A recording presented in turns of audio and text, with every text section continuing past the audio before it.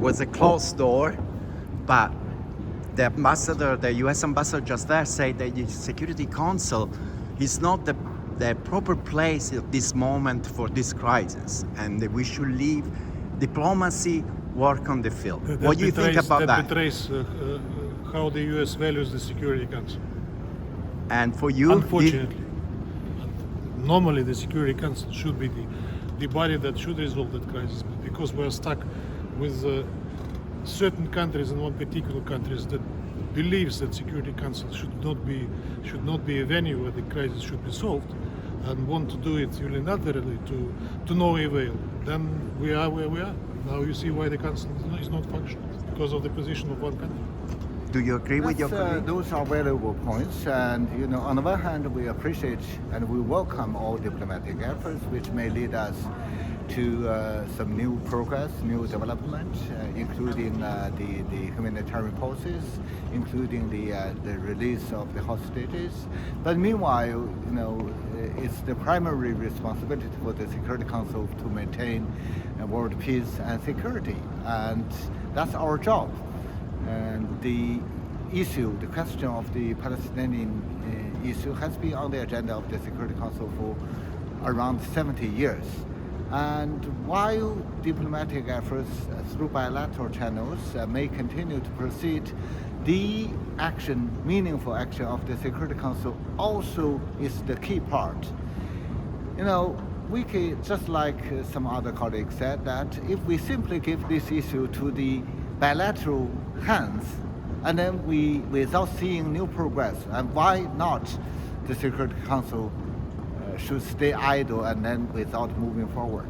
So we should be really taking our responsibility in doing our job of the part of the issue. And do you think a new resolution is necessary? Whatever it is, it should be something meaningful, facilitating the ceasefire, facilitating the protection of the civilians, and facilitating the prevention of the humanitarian catastrophes. And now, after pauses, we are seeing the resumption of the fire even in the southern part.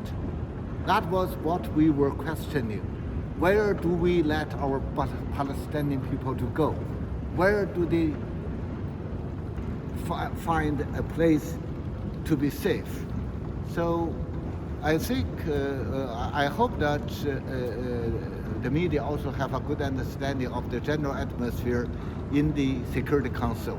It's the overwhelming majority, the voice of the overwhelming majority that the Security Council should move forward, including some Western countries, including France. And only French ambassador had harsh words before. Only a few, or even one or two countries are obstructing the council to take action. That's absurd. And Ambassador, do you think the new resolution is necessary after the one that was voted just a few days ago? The one 2712 was voted 2 weeks ago. We're still waiting for its full implementation. The first report of the Secretary General showed that it has not been fully implemented. He described it as partially implemented. We're also waiting for the Secretary General's options to be presented to the Council on how to implement it further. And I think Rosemary gave us a little bit of a sense of where the UN is with that. That includes what kind of monitoring mechanisms would be needed to monitor pauses, to monitor humanitarian scale up and aid in. So we clearly need to follow up to 2712, and we will follow up once the UN has reported back to us on what they need. Do we need further products? I think the Council needs to remain engaged and to spotlight the issue. There was a resumption of hostilities, as you know, over the weekend. There was already reports of quite a high casualty count on the Palestinian side in Gaza, which is really a desperate situation already. We're seeing reports from Martin Griffiths, from others, from Rosemary, who was just there, that the situation on the ground in Gaza is just untenable. It's the most dire humanitarian crisis that any of the humanitarian actors have seen.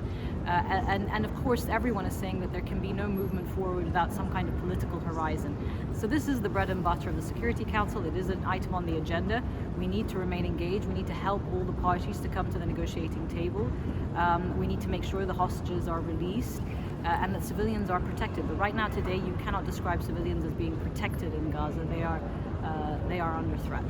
Do you think the U.S. is understanding this? Because it looks like the U.S. is more for a diplomacy outside the Security Diplomacy Council. outside the region is incredibly important and will remain important. So we actually really appreciate U.S.